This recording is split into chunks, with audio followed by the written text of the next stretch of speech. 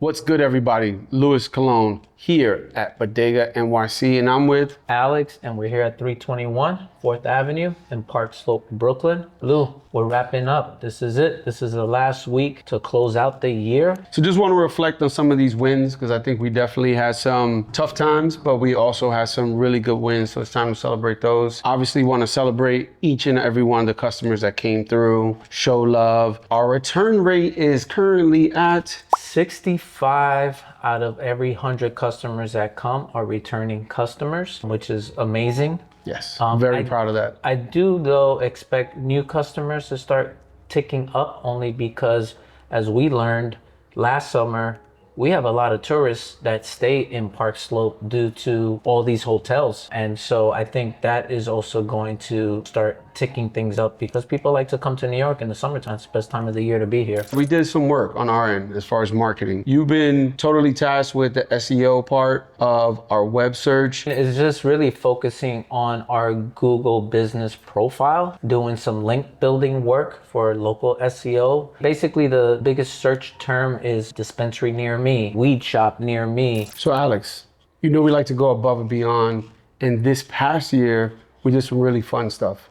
We focused in on a couple key campaigns. One was delivery. We did our own digital game that you could still play online today. So go ahead and make sure you try to get the highest score. Two, we did a 2-color drop for our crew, which sold out to the piece, which was amazing. Everyone loved the fit, the graphic, the design. Overall campaign was a win.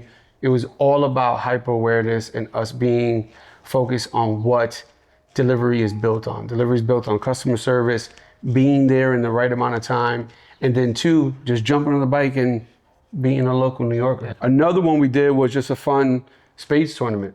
We had our custom cards that we printed up and got done, and we had a spades tournament where we hosted folks, and shout out to Heirloom for coming through with the beverages on that side. Another one, we did a dog collection. We are a dog-friendly store.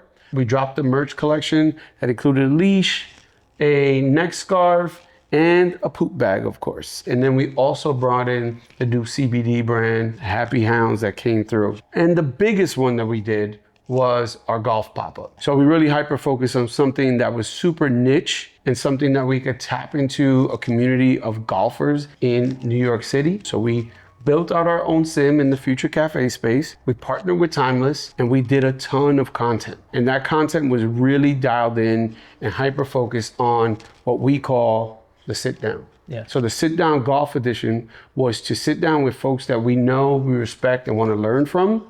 And they happen to also be golfers. Yeah. So we got to hit a couple balls, play closest to the pin, really dial into who they are, what they do, and how we can either partner, collaborate, or learn from them. So big shout out to Timeless for supporting that. We're still gonna dial into, I think, some of our key pillars: art, sports, and music. I say music, and I want to underline music, because Budega is really going to go hard in 2026 through 27 in year 2 with Budega Sounds. Our sound sessions are coming. We have 2 already in the can. They will be dropping very soon. We're going to tease you all on that. But we think that that content and that cultural connection from music to lifestyle to our brand is just a perfect marriage. I mean, weed and music is like a hand in glove. Right.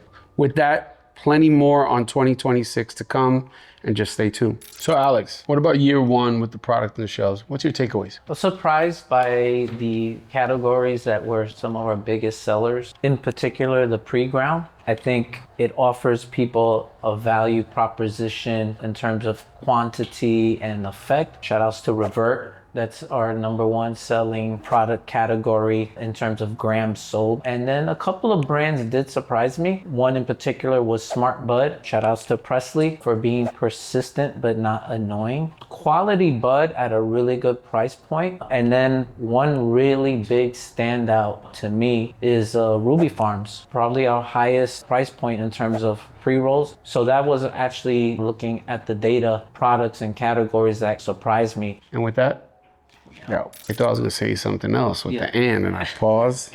Go fuck yourself. Yeah.